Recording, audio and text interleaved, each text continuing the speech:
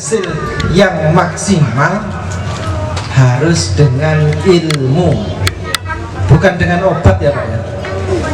Tapi masalahnya ketika petani ada masalah di lahannya, contoh petani padi habis tanam dapat 15 hari, 20 hari tanamannya ada yang tinggi, ada yang rendah, ada yang kerdil, ada yang... Kemudian kemana cari solusi Pak selama ini sebelum ada hal lalu? Ke toko. Ke toko yang ditanyakan apa Pak? Obat kerdil.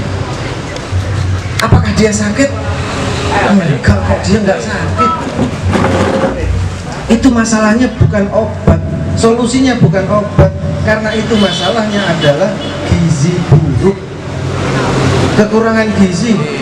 Kemudian Bapak tani bertanya, sudah saya kasih urea, sudah kasih ponska, tapi kok masih tetap aja.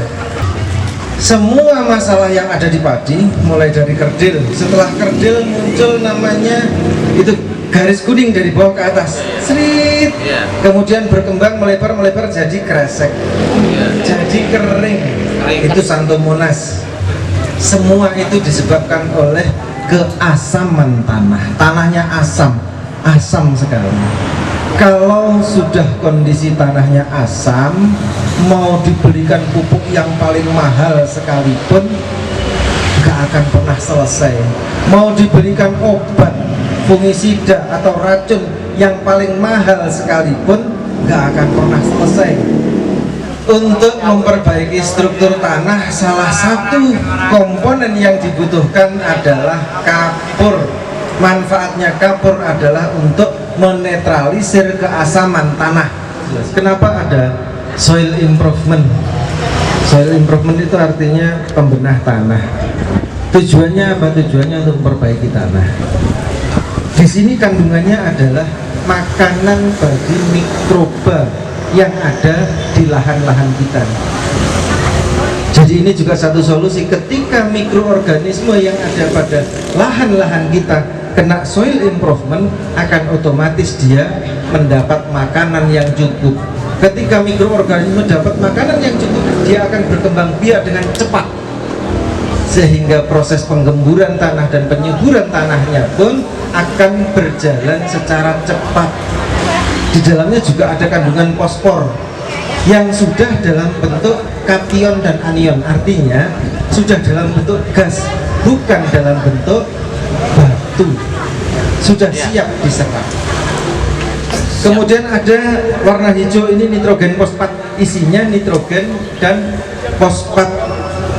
Kalau kita cari pembanding, persamaannya adalah urea dan sp36, cuman ini padatannya sangat pekat sekali, sehingga satu botol ini sudah setara dengan 1 kuintal urea dan 1 kuintal sp36 bandingannya. Jadi kalau jenengan pakai urea 1 kuintal, itu sebenarnya yang diserap oleh tanaman maksimal cuma 15 kilo, selebihnya kembali ke udara. Nah, masalahnya pada urea itu ada amonia. Nitrogen itu kan udara nih. Bapak kalau tahu di pom bensin ada isi ban motor itu pakai nitrogen kan, udara. Apakah nitrogen yang dibutuhkan tanaman juga udara? Sama, bentuknya gas, cuman sudah digranulasi dengan media yang namanya amonia. Amonia ini panas, makanya yang pernah bertani cabai, yang pernah bertani kacang, ketika kacangnya disiram dengan urea secara langsung, tiba-tiba daunnya kuning. Yang biru ini isinya mikro, hara mikro. Hara mikro itu di sini ada zinc, kemudian ada boron, kemudian ada ferro atau besi, kemudian ada hormon. Hormon itu adalah untuk memacu pertumbuhannya. Kemudian nitrogen dan fosfat mengisi selnya. Selanjutnya yang warna ungu ini adalah kalium fosfat. Sudah bukan dalam bentuk K2O. Bapak kalau beli NPK di toko itu tulisannya kan N sama dengan sekian, P sama dengan sekian. kemudian K2O sama dengan sekian. K2O itu juga masih dalam satuan yang belum terurai. Kalau kalium yang ada pada Hanamaru ini satuannya sudah terurai, padat sekali di dalam. Saya dari Hanamaru, dari PT Hanamaru Jaya Sejahtera yang kebetulan berkedudukan di Jawa Timur, tepatnya di Banyuwangi. Jadi ini pabriknya di Banyuwangi sana. Kami telah menyiapkan produk-produk terbaik untuk Bapak Ibu sekalian.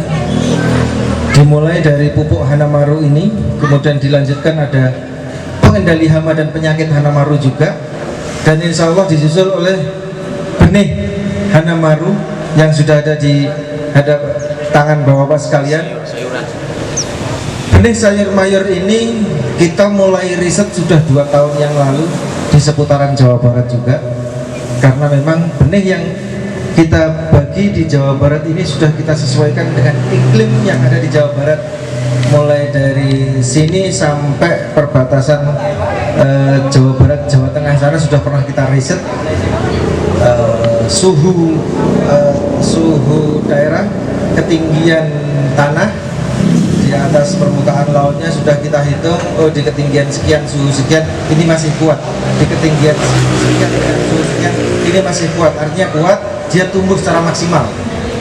Untuk mencegah layu fusarium, busuk akar, kemudian akar gad, akarnya kayak bengkak, terus bentuknya ngeruwel gitu. Ngeruwel itu merengkel Pak, merengkel itu, katisan itu adalah akar gada. Untuk mencegah itu di Hanamaru ada Hanamaru Trico. Ini diaplikasikan bareng dengan Hanamaru Soil Improvement sebelum tanam. Kita ngomong mulai dari awal aja. Sebelum tanam ini dimix dengan Hanamaru Soil Improvement yang hitam ini. Ini wajib hukumnya karena sifatnya mencegah. Ini isinya bakteri untuk membunuh patogen yang akan merusak tanaman. Itu nanti akan berefek pada kutu kebul, itu salah satunya. Selanjutnya mengatasi masalah nggak bisa modok, nggak bisa tumbuh ketika sudah kena kutu kebul tadi, itu nanti jenengan pakai nitrogen sama ZPT Mikro ini dosisnya dinaikkan. Yang nitrogen fosfat ini 5 tutup, yang ZPT Mikro 2,5 tutup. Nyepraynya jangan lupa kalau sudah jam 9 berhenti.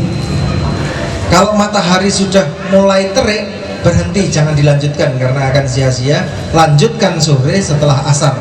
Sementara kutu kebulnya akan tuntas dengan Hanamaru Verina 3 sendok ditambah seperti yang saya sebutkan tadi Pak, kasih sabun cair untuk cuci piring. Ini satu paket, waduh kalau tanya paketan nanti ke Bang Yus Pak ya. Nggak bisa Pak, belinya harus ini sepaket. Karena ketika jenengan nanam terong pasti akan berhadapan dengan karat daun, maka butuh ini untuk menyelesaikan karat daunnya. Harap engkau akan selalu setia seperti petani dan sawah, seperti petani dan